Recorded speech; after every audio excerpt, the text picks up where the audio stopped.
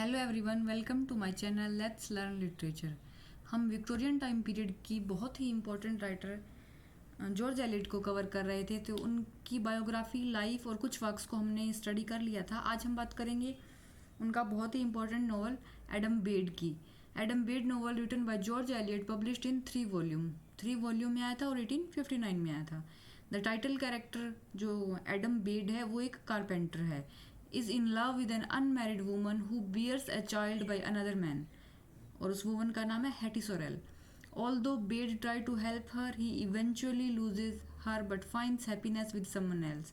तो Adam bed उसकी help करता है लेकिन उसको खो देता है और बाद में ये किसी और के साथ अपनी हैप्पी लाइफ शुरू करता है। Adam Bede was Eliot's first long novel. She describe the work as country story full of breath of cows and the scent of hey.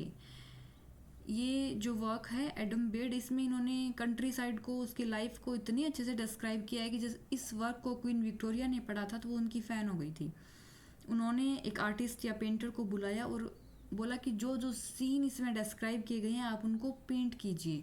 It is masterly realism evident, for example in the recording of Derbyshire dialect brought to English fiction, the same truthful observation of minute detail that John Ruskin had recommended in the painting of the pre-Raphaelites.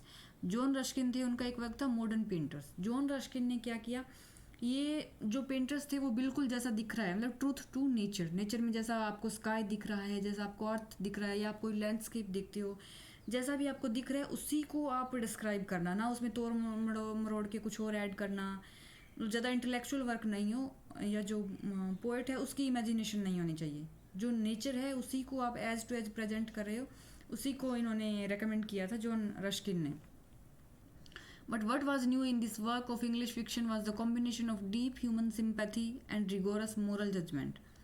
The idea of the novel came from the account of her aunt Elizabeth Evans. तो ये novel का idea कहाँ से आया था George Eliot को? इनकी aunty थी एलिजाबेथ इवान, उन्होंने एक स्टोरी सुनाई थी। A Methodist preacher about a girl waiting at the condemned cell of Nottingham gaol execution for the murder of her child. उन्होंने एक गर्ल की स्टोरी सुनाई थी कि उसके खुद के ही चाइल्ड के मर्डर के लिए उसको सज़ा दी जा रही है।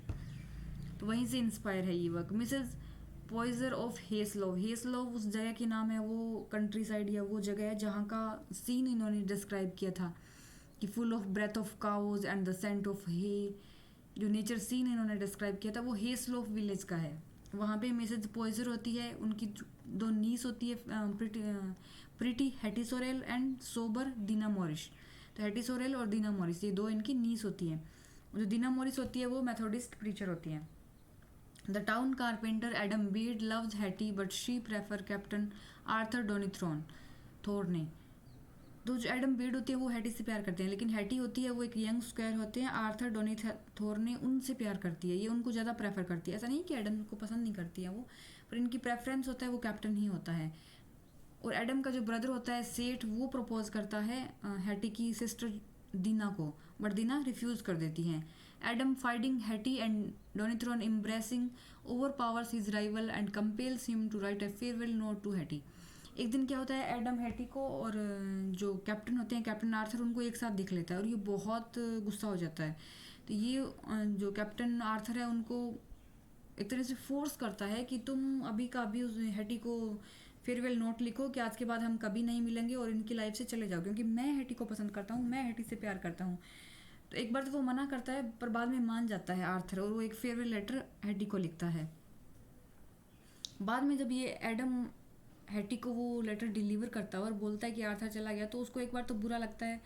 वो एडम को इतना पसंद नहीं करती जितना आर्थर को करती है, लेकिन बाद में वो मान जाती है कि चलो ठीक है, आर्थर नहीं है तो कोई बात नहीं, एडम भी कोई बुरा लड़का नहीं है, ये भी अच्छा है।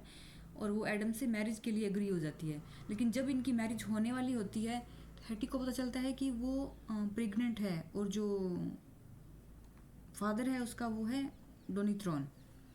जो बेबी जो प्रेग्नेंट है उसका फादर डोनीथ्रोन है। तो वो मैरिज को बीच में छोड़कर भाग जाती है डोनीथ्रोन से मिलने के लिए, लेकिन उसी टाइम उसकी शिप होती है, वो तो एक आर्मी में होता है, स्क्वायर होता है, तो ये चला जाता है अपनी ड्यूटी पर आयरलैंड की ओर। और हैटी फिर वापस विलेज नहीं आती है, हेस्लोप विलेज है वहाँ नहीं आती है। इसको लगता है कि जब लोगों को पता चलेगा कि मैं मैरिज से पहले ही प्रेग्नेंट हूँ और जो मेरा लवर है वो भाग गया तो नहीं है, मतलब वो छोड़कर चला गया है, मैरिज इसकी एडम के साथ हो रही है, तो इसको बहुत शेम फील हुई। ये वापस लौट के विलेज नहीं आई, कहीं और रहने लग गई। और किसी एक लेडी ने इनकी हेल्प की, इनके बच्चे को जन्म करवाने के लिए। जब इनके बच्चे का बर्थ हुआ तो ये उसको छोड़ कर चली गई, लेकिन वो बच्चा बहुत क्राई कर रहा था। तो थोड़ी दूर जाने के बाद उसको रियलाइज़ हुआ कि उसको बहुत पेन हुआ, बच्चे को क्राई करते हुए वो उसको नहीं देख पाई। लेकिन जब वो लौट कर वापस आई तब तक उसकी डेथ हो चुकी थी, छोटे से बच्चे की। और इसी डेथ की वजह से बाद में इसका मर्डर ट्रायल चल रहा था। Giving birth to Donnithorne's child and then abandoning she is tried for the murder of the infant. तो एक इन्फेंट के मर्डर के लिए इसको चार्ज किया गया था, उसी के लिए इसको फांसी की सज़ा सुनाई गई थी। Donnithorne secure his reprieve but she dies, Adam is drawn towards Dinah. तो उसके बाद क्या होता है कि दीना उसी सेल में आती है और इसको वो कुछ, ये प्रीचर होती है तो कुछ लास्ट में कि मरने से पहले कुछ अच्छा बाइबल या कुछ पढ़ा सुना रही होगी ये इसको। तो जेल में उसके साथ रहने की परमिशन मिल जाती है इसकी सिस्टर दीना को। बाद में जो एडम होते हैं, एडम और दीना एक दूसरे की ओर अट्रैक्ट हो जाते हैं और दोनों की मैरिज हो जाती है। ये अपना एक हैप्पी लाइफ शुरू करती हैं एडम और दीना। इसका क्रिटिकल एनालिसिस क्या है कि the novel depicts the rural landscape of Hayslope with power and sympathy. The characters are drawn with psychological insight. For the first time characters are analysed with realism. Hattie is a thoughtless girl. Donithron is not a pretty seducer but a thoughtless strayer. Adam and Dina display the moral righteousness of the peasants. Adam Bede proclaims that love without marriage or marriage without love is debasing. The nature and environments determine their fate and their happiness or misery is the soul of their own making. तो यही story थी Adam Bede की।